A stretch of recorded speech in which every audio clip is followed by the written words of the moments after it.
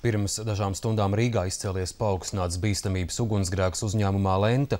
Aizdedzies un vietām iegrūs jumts virs viena ceha. Cilvēki nav cietuši. Ēkai deg jumts 30 līdz 100 kvadrātmetru platībā. Strādā 9 ugunsdzēšanas autocisternas, 2 autokāpnes un 1 pacēlājs. Dzēšanas darba dēļ slēgta satiksme Jelgavas ielā. Fabrika Lenta ir viena no lielākajām tekstilu galantērijas ražotājām Baltijā.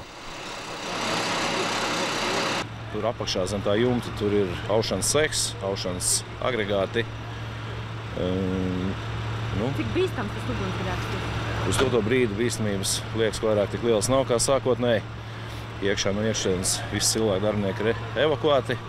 Pašreiz notiek aktīvs darbs, laušana, liekšana, lai mazinātu risku ugunsgrēka izplatīšanai. Par iemesliem tagad ir pāragri runāt, vēl notiek dzēšanas darbi. Tad, kad tie dzēšanas darbi tiks beigti, tad jau varēs redzēt, skatīties, secināt, tad tiks pieaicināta valsts policija. Un šeit deg jumtu pārsegums, kurš ir sendviču veida, tad vairākos slāņos. Koka klājums, siltumizolācijas klājums, vēlreiz koka klājums, ruberoida klājums, vietā metāla klājums.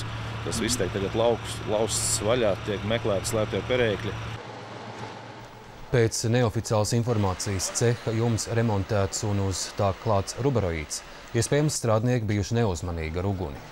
Lenta darbojas kopš 1880. gada. Uzņēmumā ražo dekoratīvās apdares lentas un auklas saimniecības vajadzībām.